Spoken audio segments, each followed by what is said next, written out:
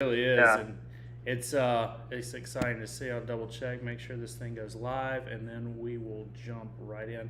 And I took the liberty of putting all the chats right here. Um, Cool. I'm gonna consolidate and put. There we go. I'm gonna consolidate Putting all the and chats right here. beautiful. I'm gonna. All right, cool.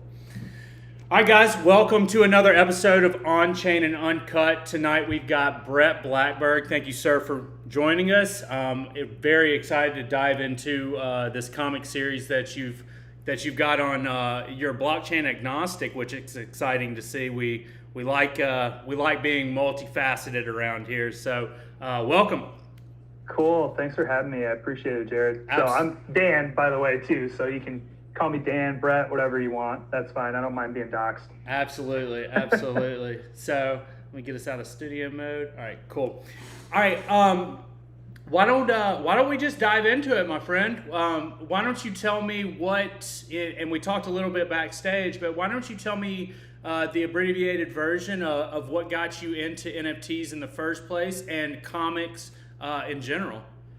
You tell me to abbreviate things, but here's the thing, man. I'm long-winded. And like my day job is sales, and if you tell me to do an elevator pitch, we might as well be going to the top floor of like an 83-story building. Understood. That's how long my elevator pitch is. Understood. Yeah, so blockchain, I, for years have been meaning to like get in crypto, right? And I had an opportunity with a guy that I worked with back in 2017. He was heavy into Bitcoin and Ethereum. And he's like, you need to get in on this. And I was like, And here we go, fast forward 4 years later, and we're talking, right? It all started actually back in February or so when Doge really started taking off. I never bought in, but I had a buddy, longtime friend that was like, hey, dude, you got to check this out. And by that time, it had already just multiplied. And I'm like, you know what? I've done the stock game before. I feel like maybe this isn't such a good investment. And so I didn't invest in it, but I found out about NFTs. And so NFTs were much, much more my speed. I got the idea of collectability. I've been making comics, pretty much my entire life, but really didn't start doing anything, pseudo professional until, 2008 through like 2014 when I was doing some indie stuff. Ended up hopping out for a little bit, for a minute, had a couple of kids, had a couple of promotions at my day job, and been fortunate enough that I got out of that last job, which has given me a lot more time for my family, and then also to pursue my passion. So it's all kind of dovetailed into me being able to go back and do these comics that I'm doing, or I guess redoing now, which is a whole other story in and upon itself. Got it. And are you? And we'll get into the roadmap here shortly, but this is very incestuous. This industry and space we're in. Yeah. Look, and I can tell by the way your eyes just. And look, I'm 17 years marketing and sales. I've built sales divisions. We're kind of cut from the same cloth. In that aspect. So. And I think, and I don't want to get too far off topic because I will rant, but it's the urgency of which you need to build a project, not just vet a project, but build a project before it gets completely molested, let's call it, and then broken off and then taken in another. So like, I really feel, and I'm excited to learn more about your comic book series. But I know there's some people out there doing it. They're doing the DAOs. They're doing the whole thing. They're bringing on the board where everybody gets a piece on how much they have invested. They've got the vault full of like premier or premium NFTs that everybody shares as a shareholder of. Where do you fall within that? Are you more sticking towards the art and the comic, or are you trying to build more of a community slash I guess business out of which road are you taking, I guess is my question. Yeah, that's a good question. Yeah, we are cut from the same cloth, and I think this is going to be a fun conversation. Also sales and marketing leader for a lot of years. Awesome. So Yeah, so we could even talk after this. I'm sure. Yeah, definitely. We should. They probably don't care about our look, other jobs. Look, man, I go on these like 35-minute rampages, and then I'm like, oh shit, like we need to talk about your project now. Right. Yeah, people are just like changing the channel or whatever, right? Mm-hmm. So I fall into this category, right? So what I've had is I've had my own IP, right, for a number of years that it built out. This comic originated back in 2008. I created 9 24-hour comics.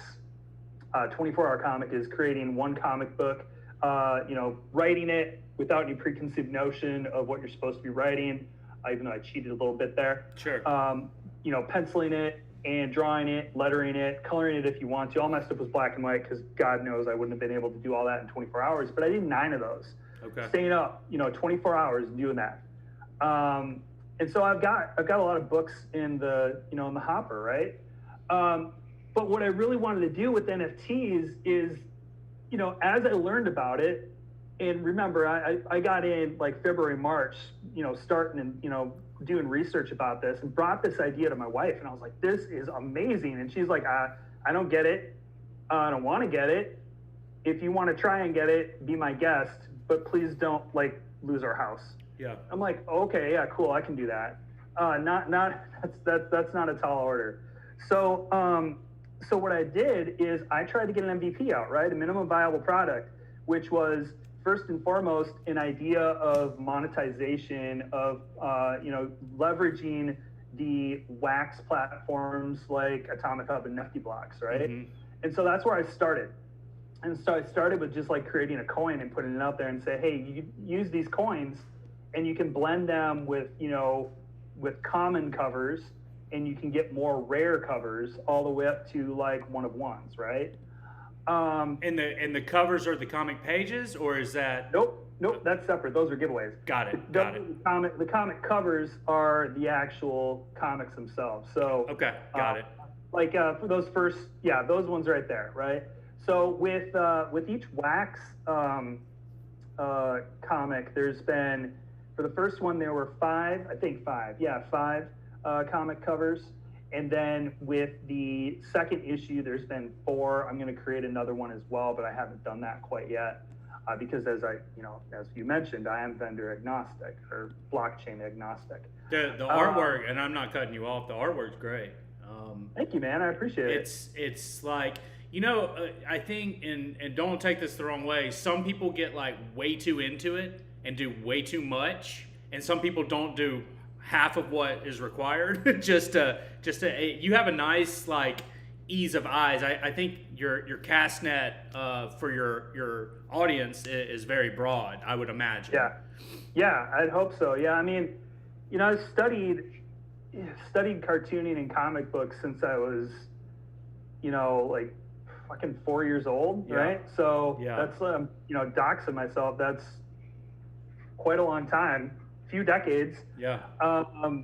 But honestly, it's like, you look at some of the greats, like, like Jack Kirby.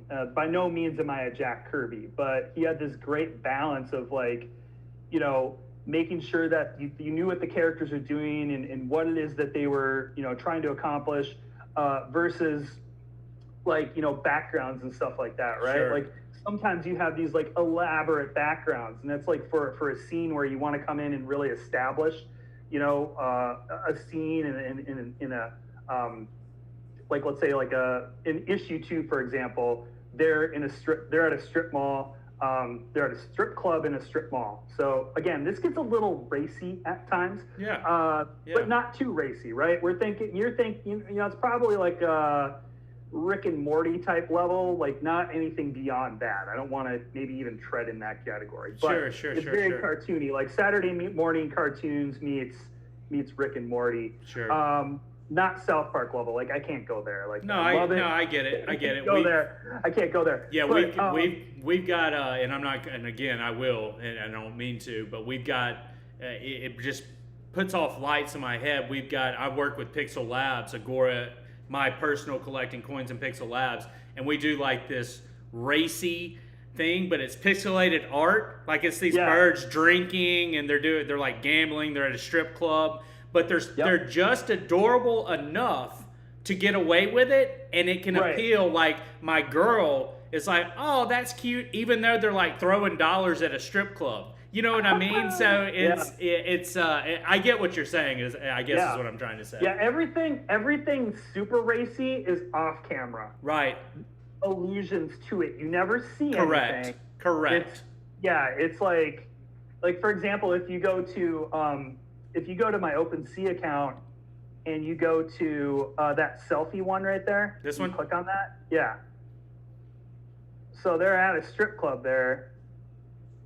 You can tell they're taking a selfie. It alludes to what's happening or about to happen. There's a gal in the background there with some legs and a pole, like my girls don't. They're like, oh, this is cool, Dad. Yeah, but, exactly. No, I get it. I get it. No, that's real cool. And forgive me that I haven't,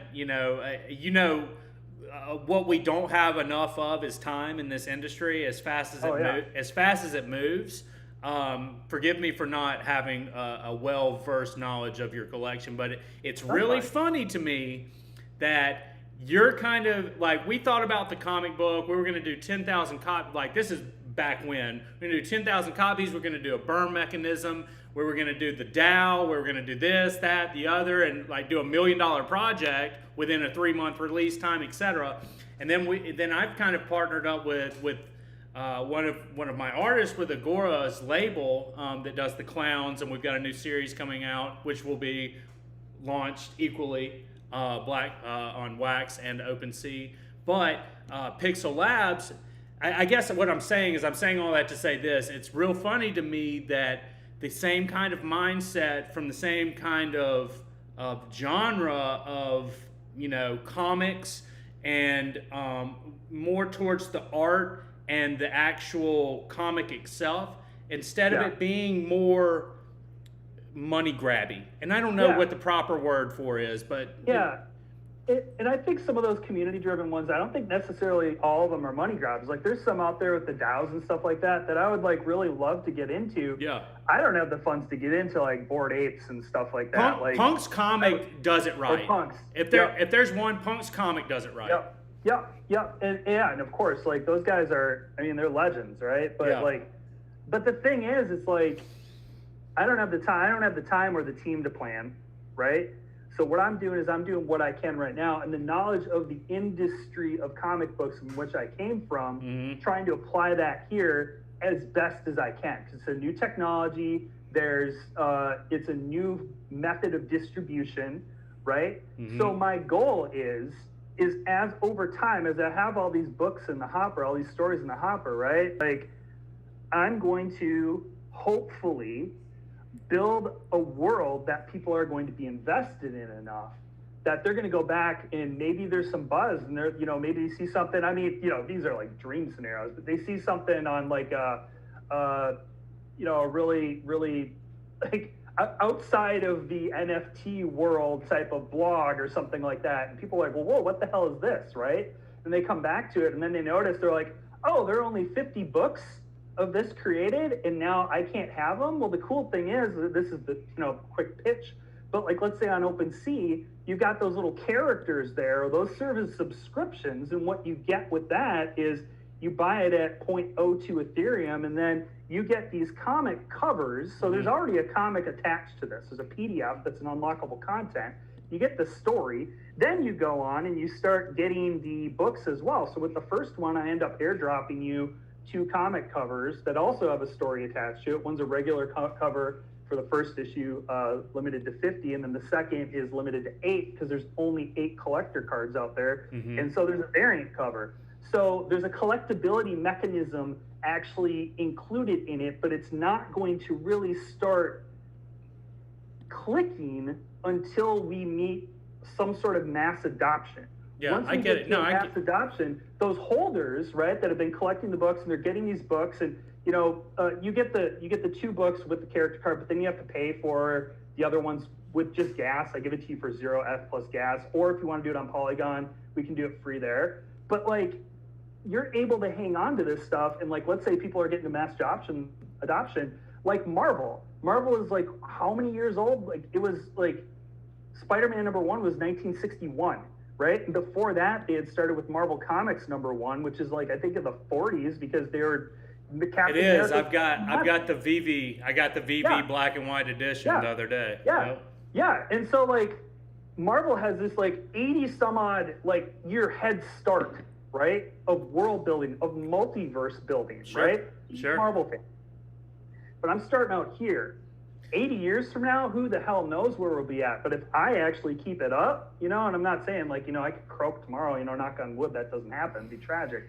But like, if I'm able to, you know, build out, you know, it was just Stan Lee and Jack Kirby back in the day. If I'm able to build out, partner with some of the other people that I'm friends with, that I know that would help me like get this thing moving, or even so like, let's say Robert Kirkman, you know who he is? Mm-hmm. Mm-hmm. Robert Kirkman, Walking Dead, Invincible. Mm-hmm. I met the dude back in 2003 at Chicago Comic Con.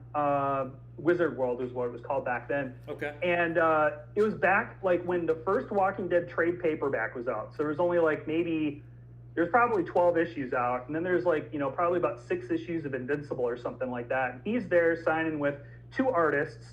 And so I got to sit there and spend some time talking to the dude. Ended up getting like a sketch of me as a zombie from one of the artists on Walking Dead. And that's, well, you know, what, like 15 years or 12 years before the actual series came out? No, it's like long, 10 years. It's long game. This is super long game. game. Like I quit corporate America in January for this. And I think it's funny you said, you know, February, March, April, that 3-month little window is when everybody piled in. And, you know, this thing has peaks and valleys and waves. And I think, you know, we're in a valley right now. And I think if you look around and see who you're with right now, this is the team that's going to be that next, you know, scenario in January, February, March, whatever, December. I mean, you just never know. Right. And I think my takeaway from what you said was your core members are going to be rewarded.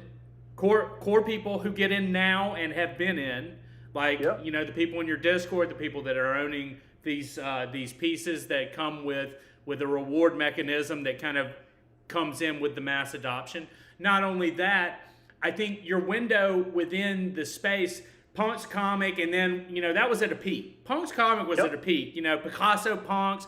I cut my teeth on Ethereum. So, like, all those kids I ran around with, and then, you know, the Bored Apes. I remember Bored Apes, they followed my personal Twitter, and I followed them back, and I was such an asshole that I was doing giveaways before giveaways were, like, everybody was numb to them. And we were going to do a deal, and I was like, you know what, never mind. And then I walked away from a free Bored Ape. Like, dude, don't get me started with these kind of things. But I think your introduction into the market, man, with VV right now, VV is one of the most underrated. You know, I'm a big Omi holder, a Komi holder. Those comics are blasting off. They're selling 50,000 a week, like within milliseconds. The comic scene is the next step, in my opinion. Is why we were going to build a whole community around one. Right. So I think your approach angle and your attack, the way you're doing this, it's very thorough, it's very thought out, and you're not just looking to sell a bunch of NFTs. You know what I mean? You're looking to reward your core, which I think, you know, I say it all the time, we all go together, because we do. This industry right now is very forgiving at this moment because we're all kind of new, we're all kind of learning together. But that's, you know, when mass adoption comes, like, we need to have our shit figured out, which, you know, a lot of us do at this point, but, you know, there's new kids every day. So I'm ranting, but what I'm trying to say is, like, where you're at and what you're doing. And let's talk about, I know you're more established on Wax and you're entering into Ethereum.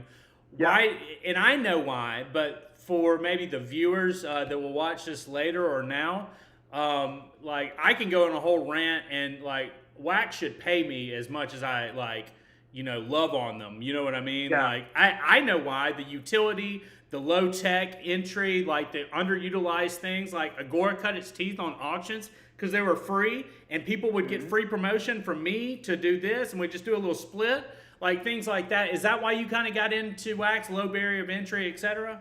Yep. I got into that. So when I first started doing research around this, like the comic that I saw, it was on Ethereum. It's called F-Men. It's still out there. They're still making some books.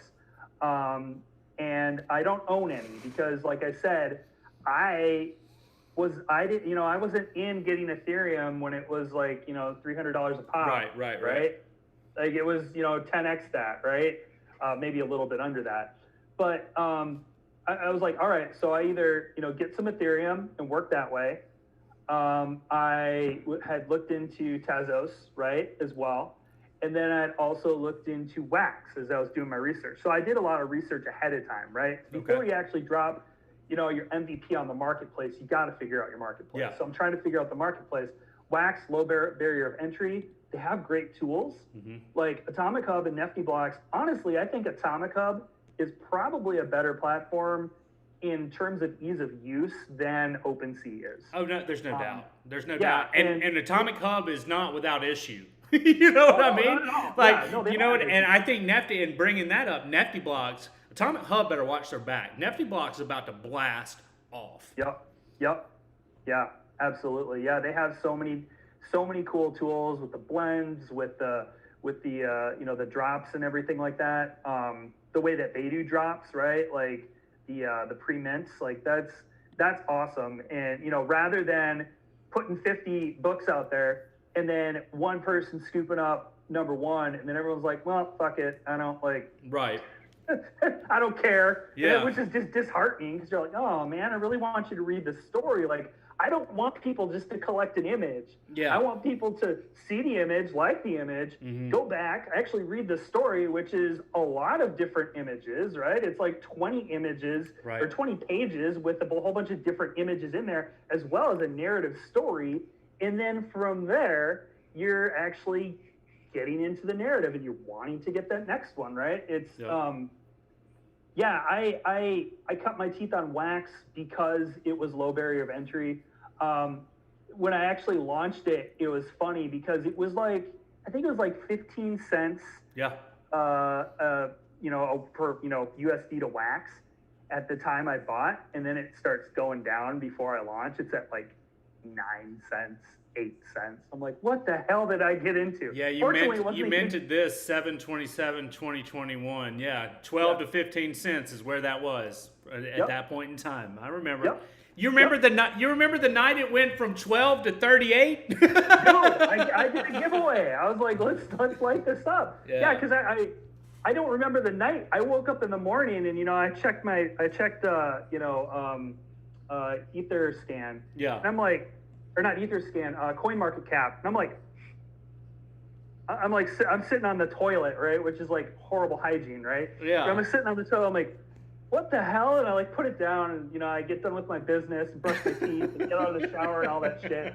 And I pick it up again because I'm like, I must be really tired. And I looked at it again. It was actually 2 cents higher. I was like, what the fuck? And I told my wife and she's like, cool. Nobody gets it. Look, nobody gets it. We're you and the rest of the crew are so close to it. We're in it every day. These screens I'm around right now, this is my world. And I go to the gym for a couple hours every day, and people, girls will flirt, homeboys will want to talk in the steam room, whatever. And they're like, well, tell me a little more about what you do. I just cut it down to I'm an art dealer. Because you can't, nobody, we're like the 1 to 1.5% of the world that actually know what the hell is going on within this space. And, you poke your head up from your computer, you go get a coffee, you go to the bank, the teller, the barista, whatever. They're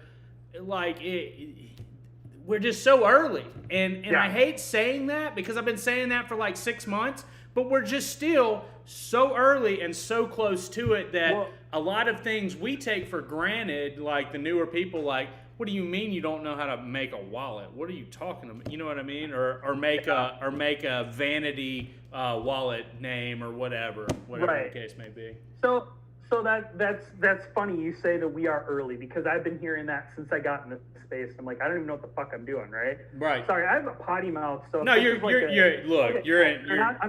I'm not people in the chat. I'm not like you're okay, man. Look, okay, look, we're on chain and uncut for a reason. Cool, So cool. All right, so like I really like think that we are early, because you're in business, right? Or, you know, you were in corporate America. I'm sure you know who Simon Sinek is, right? Yeah. You've read his books or seen Yeah. his TED Talk or whatever. Yeah. In that really famous TED Talk, right? What, you know, start with why.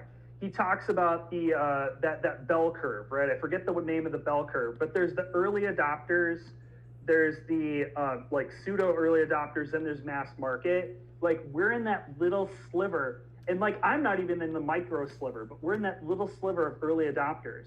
And it's going to continue to like grow to the point where you have these laggards that will probably never adopt, but then they're caught on the outside looking in. And I mean, I don't see a day in which fiat's ever going to go away.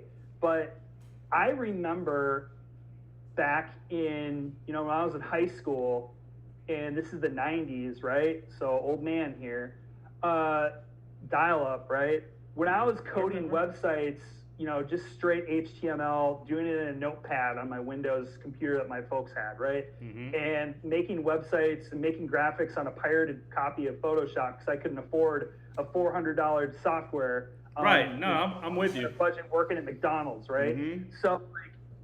So I see us there, right? Before we get to e-commerce, and that like e-commerce like bust was like 3 years away. Right, so it was like I started doing that stuff in '96. E-commerce bust actually 5 years later, 2001 it happened, right? Mm-hmm. Then you've got that time from 2001 to like 2005 where it's like, yeah, we have the internet, but like, what's going to happen with it? Then right. you got, well, you have MySpace, but then you got Facebook, you've got YouTube, you've got, you know, Twitter, you got Instagram, and all of a sudden you got Web 2.0 and it's social, right? Yep. And now it's getting to the point where people are like fed up with Facebook, right? They don't trust Google. They don't trust a lot of things. Yeah, like DeFi is next, bro. The internet used to be an escape. The internet used to be escape from life. Now life is an escape from the internet. Yep. I heard that quote somewhere. I can't remember. I wish I could credit that person, but that just spoke so loud to me. And this DeFi space, like, you know, I've been, you know, I had Bitcoin. I was betting on March Madness. I was living abroad in South America. I was betting on March Madness in 2016 with Bitcoin, you know, when it was $350 a pop. I think I lost 3 or 4 Bitcoins in one March, and I was just like, what, a couple grand, whatever. Yeah, right. Yeah, we're not talking about that either.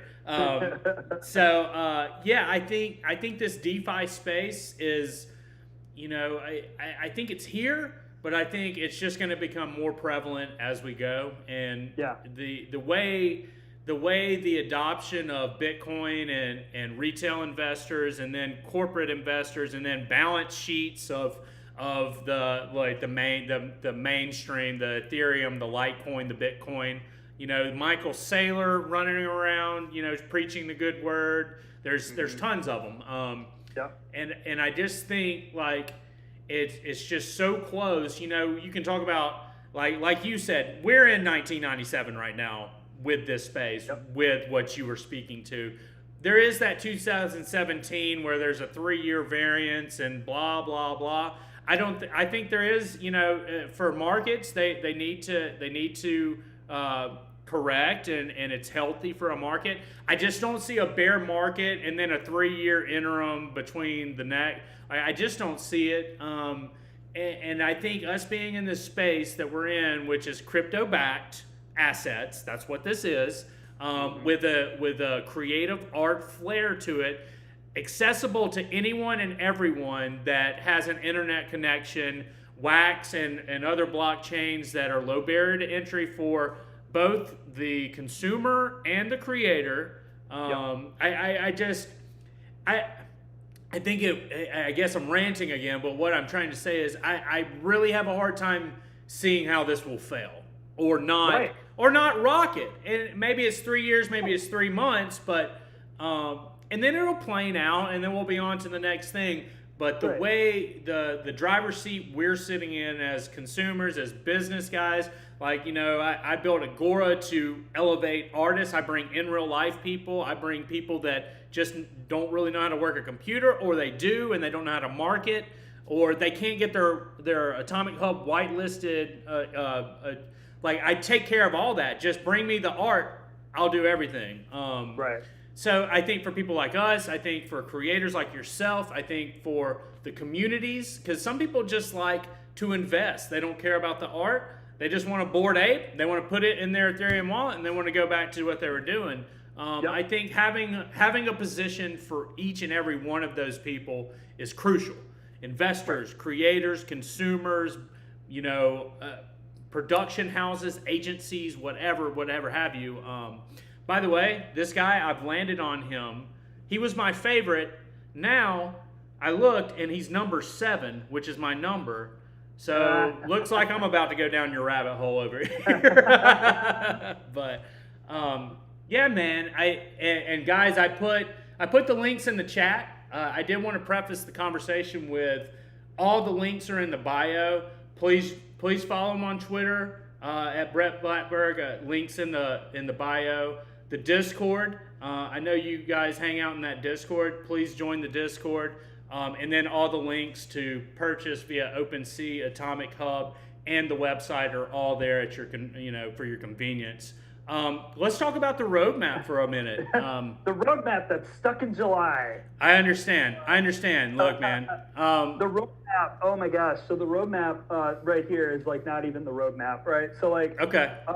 What I've been doing, and I was thinking about this just this week. I'm like, God, I got to put out a roadmap, right? Mm-hmm.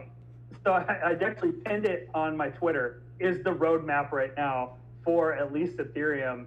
And I'm gonna get into Polygon because I already have some stuff on there, and I've had like 4 people ask me, "Are you gonna get on Polygon?" I'm like, yes. Now that people are asking, yes, I will. Right? It's just another method of distribution. And then I need to put the Wax one on there as well. But I think my Wax holders have a pretty good idea of what the roadmap is. Sure. As of right now, the roadmap is essentially just getting comics out to people, letting them read it, right? Doing some giveaways on Wax. I haven't done any giveaways on Ethereum because, quite honestly. Yeah, no, I get it. Yeah. So I've been doing giveaways on Wax. I haven't done one in a while. I need to do one though. And then doing some auctions on Atomic Hub too. Mm-hmm. Right now, what's happening is issue 1 and 2 have been released on both OpenSea Ethereum and then on Wax on Atomic Hub.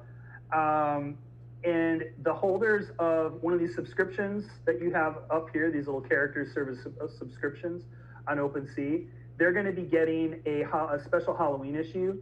And there's only going to be a limited amount available. And the Halloween issue is not big. It's like only 4 pages, but for the actual story, it serves as a pretty big linchpin in between issues 2 and 3, within 4 pages. And there's a little bit of wholesomeness that comes out of it too.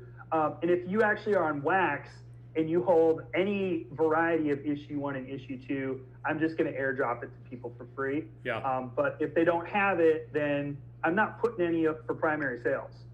Got it. It's only for people that hold, and that's it. Like, yeah. If you don't got it, you don't got it, which will suck because you'll have to buy it secondary if if you want to know what happens. Yeah. Yeah. Trying to be mysterious or anything. I'm just trying to reward those that stick around. No, and look, it's a slippery slope. There is a fine line to rewarding your core. Like I keep saying the word core. I need to probably come up with a different word, but the early adopters, let's call them. And still leaving the door open for the people finding you later on. It's tough, man. Like we did the whole Alcor. I've got the coin. It rewards every month for the holders in certain tiers, and there's that option. Always, but it's tough when you're doing kind of a niche market of what you're trying to do, which is a series of comic books, somewhat limited run. Where you want the early adopters to come in and obviously reward them the most. And as people come in, they become more early than the next crew coming in. So yeah, I get it, man. I think you're doing it the right way. I wouldn't change a thing.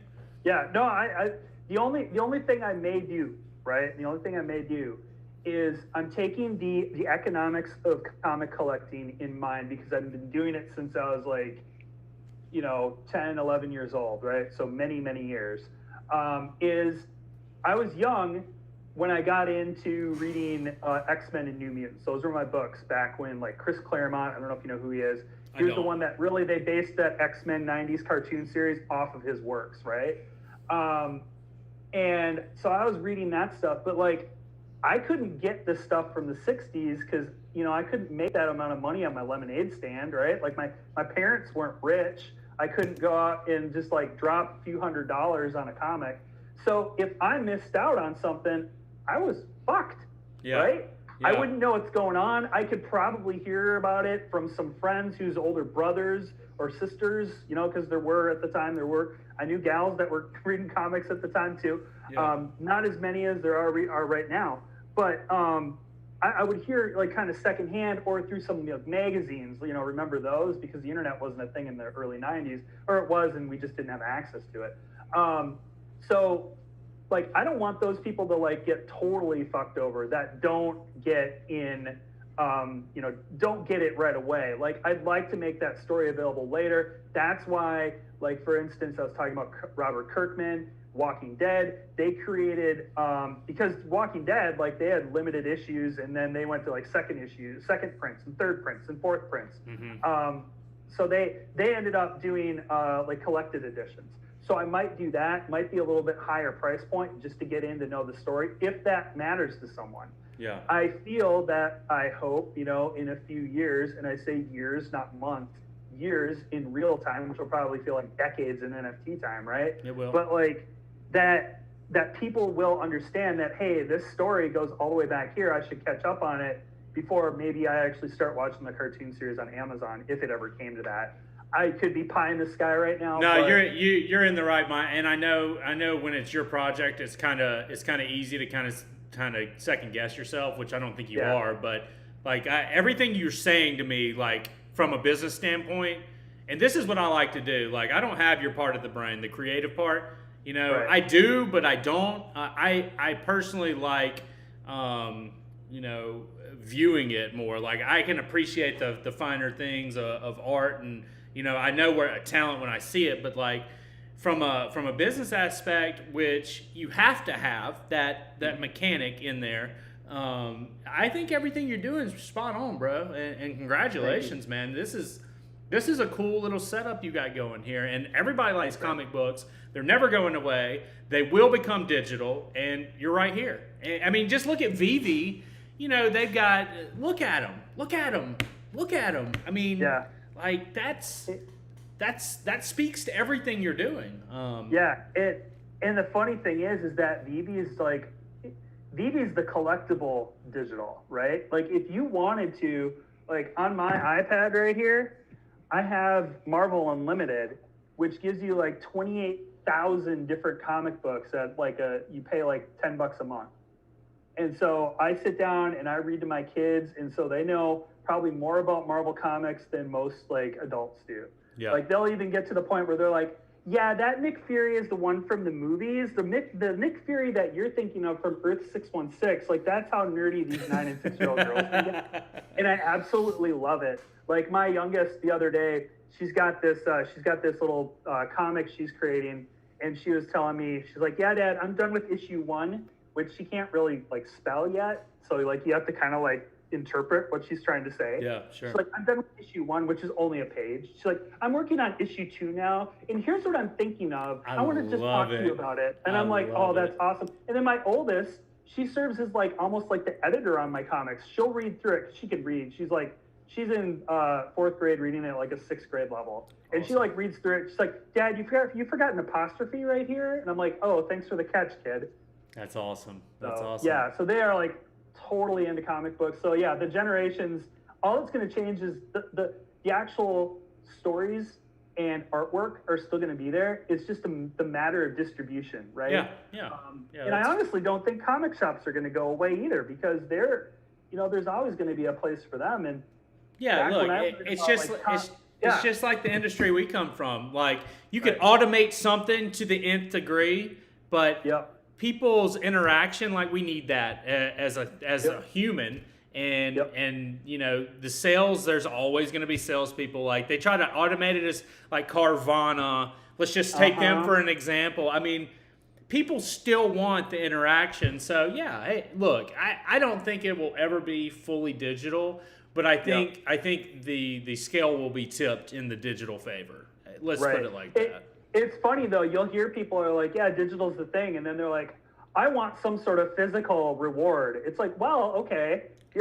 Try to look, and whoever's saying that probably goes to Starbucks. Tell them to get their digital coffee somewhere. You know what I mean? Right. Right. Well, brother, thank you so much for coming on. I definitely want to have you back if you'll have me. Of course. Yeah, I think maybe when you revamp your roadmap, maybe come back. And I think man, whatever you need from Agora, like just let me know. Jump in my Discord. You'll kind of see what we're doing. And when I say we, I mean me. It's, dude, like I'm just the royal we. I'm just stretched. But this is, I get off on building things, and the little community that I've got going over there. Like I love my guys, my mods. We just promoted two of the community members to mods, so we got a mod squad. I don't call them that, but that's basically what they are. And man, they're big collectors of the artists under my label. Their way, they come in, they direct traffic to different channels within the server. They're linking people. They're doing, I have, people in the communities doing drop links in the server to each other. You know what I mean? It's awesome. Just a cool vibe. It's a cool vibe. Yeah. So yeah, man. Let's definitely get together at some point and talk. Backstage. We can hang out for a minute after this. Guys, thank you so much for tuning in tonight. We'll be back Thursday with another episode of OnChain and UnCut. Everything we discussed today will be in the bio link, and I went and took the liberty of putting your link tree in the chat as well for easy navigation of all Bret Blackberg's links. And brother, thanks again. Hang out. We'll go backstage and.